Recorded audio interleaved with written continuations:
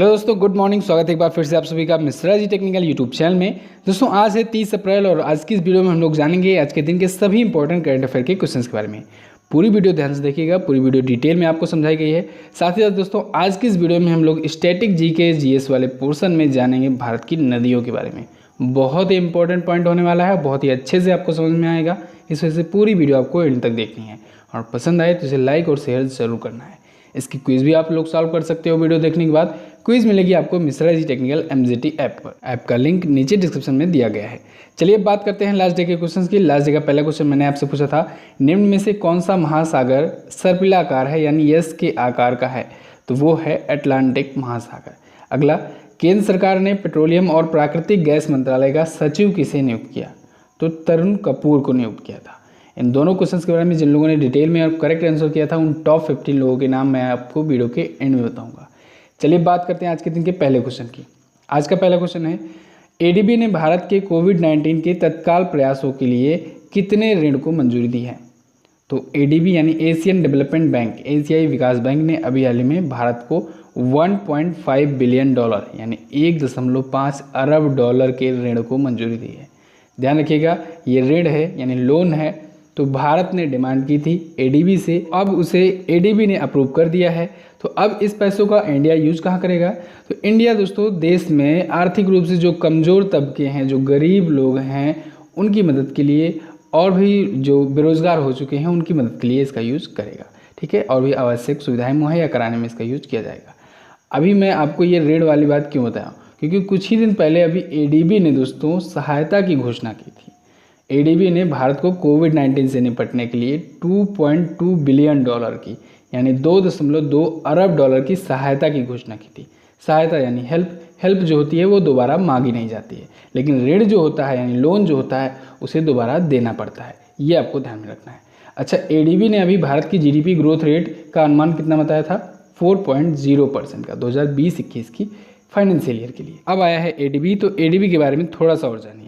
Asian development bank की स्थापना हुई दोस्तों 1966 को। मनीला फिलीपींस में इसका हेडक्वार्टर है और इसके अध्यक्ष हैं वर्तमान में मसात्सुगु अस्कावा। नेक्स्ट बात करते हैं। अगला है, किस राज्य सरकार ने वाईएसआर जगन्नाथ विद्या दीवना योजना शुरू की? तो अभी हाल ही में आंध्र प्रदेश राज्य सरकार ने दोस्तों वाईएसआर जगन्नाथ विद्या दीवना योजना शुरू की है। वाईएसआर जहाँ भी लग जाए, मैंने आपको कई बार बताया है, आप लोग तुरंत आंध्र प्रदेश लगा दीजिएगा जिस भी योजना के सामने वाईएसआर लग जाए, क्योंकि वाईएसआर दोस्तों आंध्र प्रदेश के जो चीफ मिनिस्टर हैं जगन मोहन रेड्डी जी, उनके पिता का नाम था और उनकी पार्टी का नाम भी इसी से शुरू होता है, वाईएसआर कांग्रेस। क्लियर है? चलिए अब इस जगन्नाथ विद्या दीवना योजना के बारे में बात करते हैं। वैसे तो अगर आपको याद हो तो 1-2 महीने पहले जब इन्होंने इस योजना के बारे में घोषणा की थी तभी मैंने आपको इसके बारे में बता दिया था। हम लोग फिर से जान लेते हैं इसके बारे में।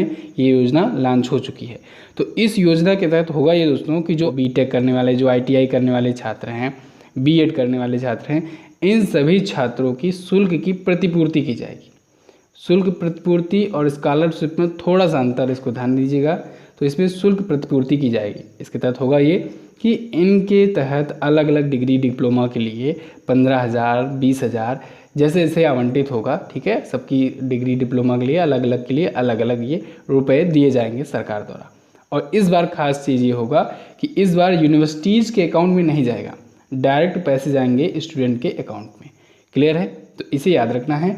टोटल ये योजना है दोस्तों 4,000 करोड़ की। कितने की है? 4,000 करोड़ रुपए की ये योजना है।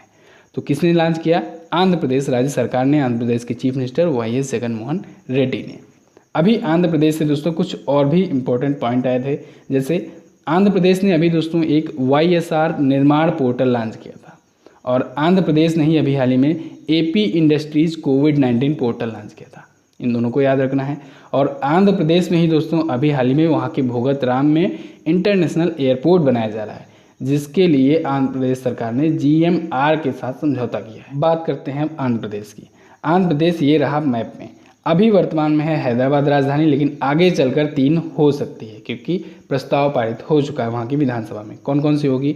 एक तो होगा दोस्तों विशाखापत्तनम, एक होगा अमरावती और एक होगा कुर्नूल। तो 3 राजधानियाँ बनाई जाएंगी आगे चलकर आंध्र प्रदेश की। आंध्र प्रदेश के चीफ मिनिस्टर हैं जगन मोहन रेड्डी, जो कि मैंने आपको बताया वाईएसआर कांग्रेस पार्टी से हैं।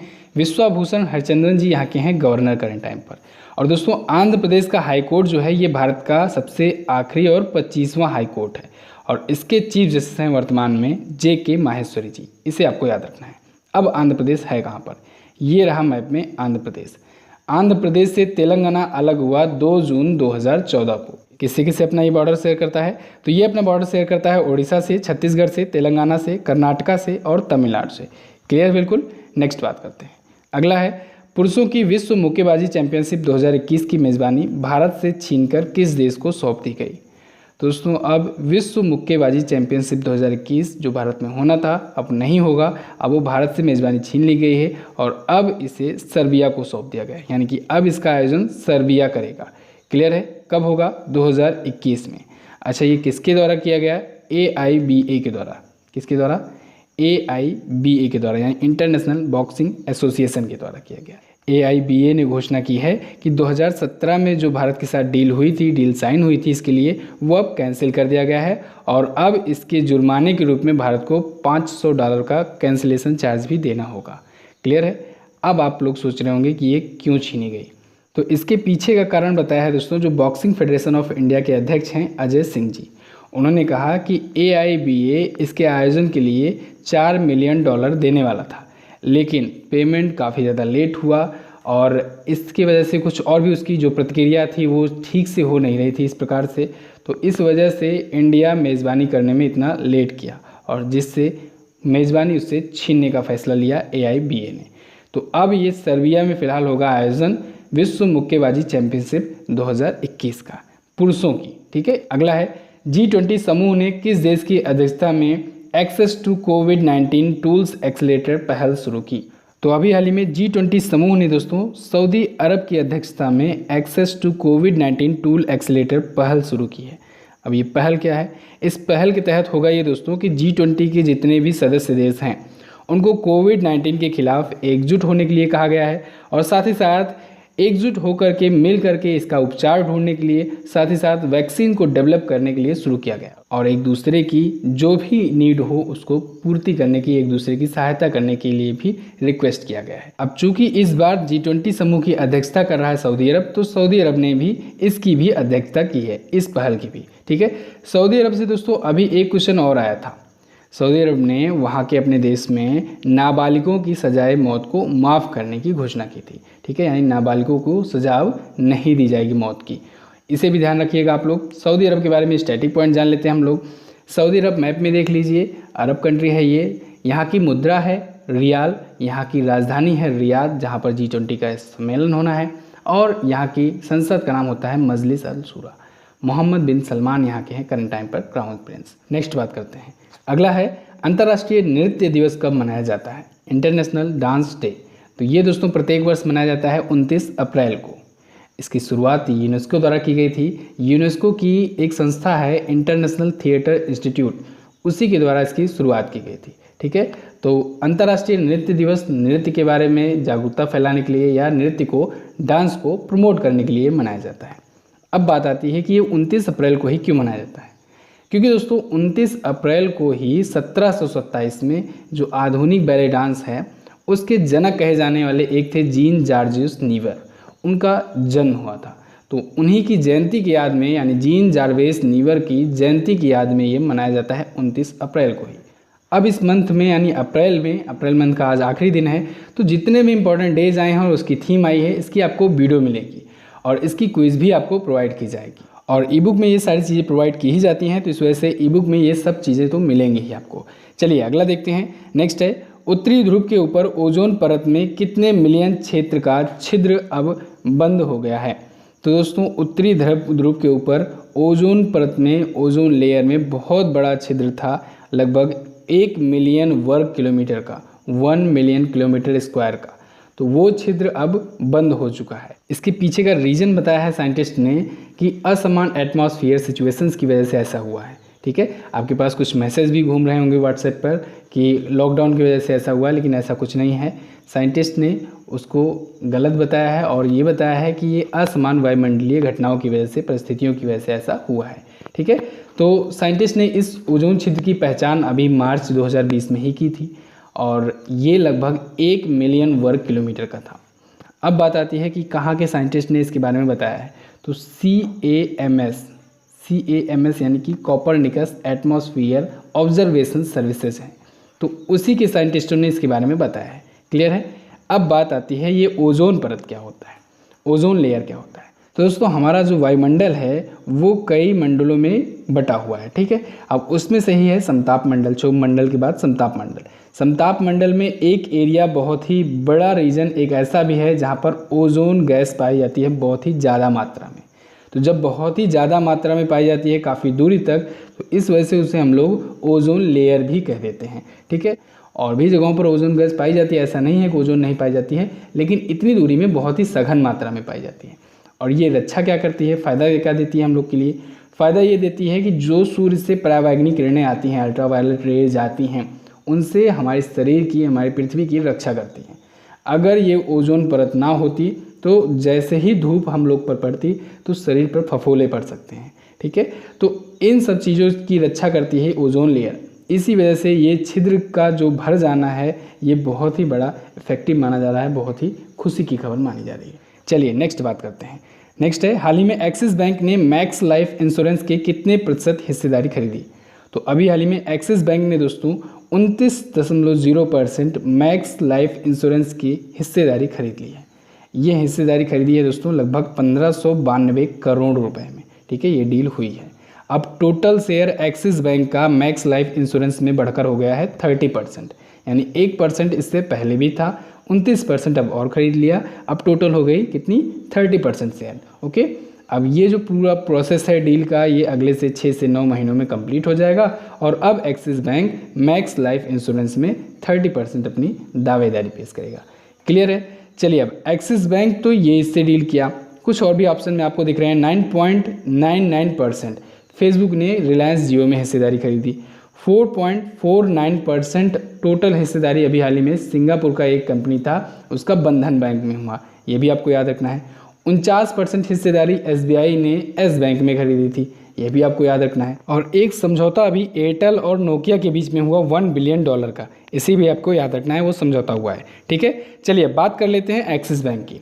एक्सिस बैंक की स्थापना हुई 1993 में, मुंबई में इसका हेडक्वार्टर है और अमिताभ चौधरी जी हैं इसके वर्तमान में MD और CEO। मैक्स लाइफ इंश्योरेंस के बारे में बात करें तो इसका हेडक्वार्टर है नई दिल्ली में और इसके MD और CEO हैं प्रशांत त्रिपाठी जी। नेक्स्ट बात करते हैं। अगला है, हाल ही में किस संस्थान के वैज्ञानिकों ने अल्जाइमर अवरोधक आधारित बर्बेरिन विकसित किया? तो अभी हाल ही में दोस्तों JNCASR यानी Jawaharlal Nehru centre for advance scientific research ने दोस्तों अभी हाल ही में अल्जाइमर अवरोधक आधारित यानी अल्जाइमर ब्लॉकर बेस्ड एक बर्बेरिन डेवलप किया है। पहले तो जानिए अल्जाइमर क्या है। अल्जाइमर रोग दोस्तों ये मनुष्य की स्मृति क्षमता या कहें हम लोग आसान भाषा में दिमाग से संबंधित बीमारी होती है, तो इसी को रोकने के लिए एक बर्बेरिन डेवलप किया है JNCASR ने, ठीक है। तो इसको डेवलप करने के लिए, इसको बनाने के लिए भारत ने चाइना में एक प्रोडक्ट पाया जाता है आइसोक्विनोलिन। तो आइसोक्विनोलिन उत्पाद का चयन किया जाएगा, यानी उस प्रोडक्ट को सिलेक्ट किया जाएगा इसको बनाने के लिए, ठीक है। उसको चूज किया गया है, JNCASR ने इसे बनाया है। नेक्स्ट बात करते हैं। हाल ही में भारत ने पीटरबर्ग जलवायु संवाद के कौन से संस्करण में हिस्सा लिया? तो भारत ने अभी हाल ही में 11वें पीटरबर्ग क्लाइमेट डायलॉग में हिस्सा लिया है, ठीक है। इसका 11वां संस्करण हुआ, इसकी मेज़बानी किया जर्मनी ने। हालांकि ये वीडियो कॉन्फ्रेंसिंग के थ्रू हुआ, यानी कि क्योंकि लॉकडाउन चल रहा है तो वीडियो कॉन्फ्रेंसिंग के माध्यम से ये संवाद किया गया, डायलॉग का आयोजन हुआ, लेकिन मेज़बानी इसकी जर्मनी ने किया और इसकी सह अध्यक्षता किया है ब्रिटेन ने, ठीक है। तो ये इस बार की पहली वर्चुअल डायलॉग मीटिंग थी, यानी कि वर्चुअल मतलब समझ रहे हैं आप लोग, आभासी, यानी कि वीडियो कॉन्फ्रेंसिंग के माध्यम से हुआ था। तो इसका 11वां संस्करण आयोजित हुआ। नेक्स्ट बात करते हैं। अगला है, प्रसिद्ध अभिनेता इरफान खान का अभी हाल ही में निधन हो गया। इन्हें कौन सा नागरिक सम्मान मिल चुका है? तो इन्हें दोस्तों पद्मश्री का अवार्ड मिल चुका है। 2011 में इनको मिला था पद्मश्री का अवार्ड। बहुत ही फेमस, बहुत ही सम्मानित और बहुत ही अच्छे एक्टर थे इरफान खान, जिनका अभी हाल ही में निधन हुआ दोस्तों। कल इनका निधन हो गया है और इन्होंने 50 से अधिक भारतीय फिल्मों में काम किया है, साथ ही साथ बहुत सारी इंटरनेशनल मूवीज़ में भी ये काम कर चुके हैं।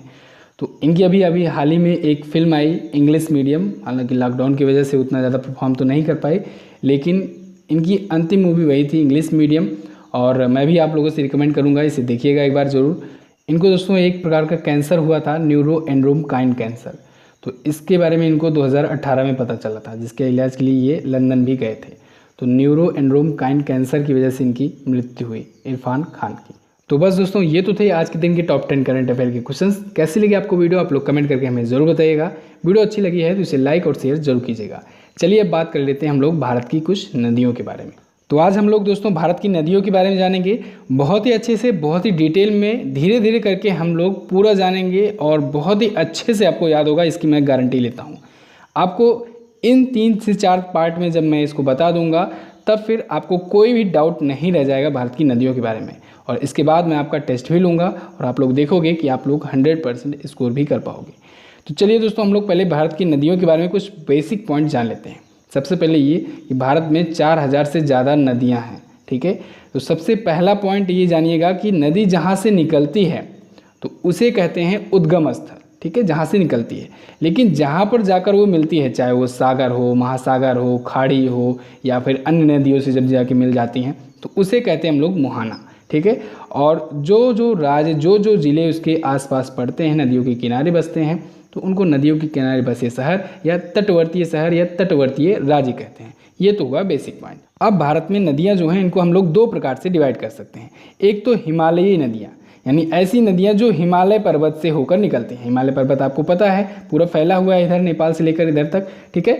तो एक तो हो गई हिमालयी नदियाँ, और दूसरा पार्ट हम लोग डिवाइड कर सकते हैं अन्य के रूप में या प्रायद्वीपीय नदियों के रूप में, यानी भारत के अन्य क्षेत्रों से जो निकलती हैं और वहाँ पर उद्गम होती हैं। जैसे ये दक्षिण भारत की जितनी भी नदियाँ वगैरह हैं, ये सभी नदियाँ ये प्रायद्वीपीय नदियाँ हैं, और ये हैं हिमालयी नदियाँ। ओके, दोनों में अंतर समझना आपको बहुत ज़्यादा ज़रूरी है। एक जो हिमालयी नदियाँ हैं ये तो वर्षा का जल यूज करती हैं, यानी कि जो बारिश होती है वो तो जल इन नदियों में आता ही आता है, साथ ही साथ इन नदियों में बर्फ़ पिघलने की वजह से भी जल आता है, ठीक है।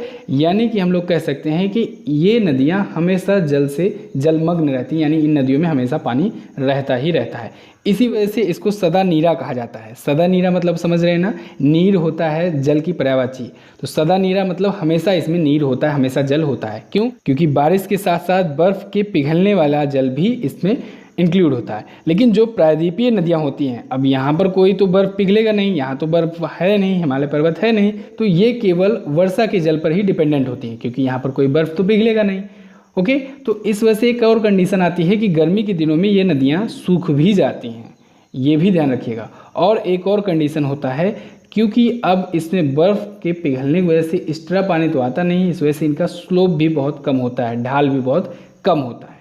जैसे कुछ नदियाँ हम बता दे रहे हैं, गोदावरी, कृष्णा, कावेरी, महानदी, नर्मदा, ताप्ती, ये सब नदियाँ वगैरह हो गई प्रायद्वीपीय नदियाँ। इतना क्लियर है।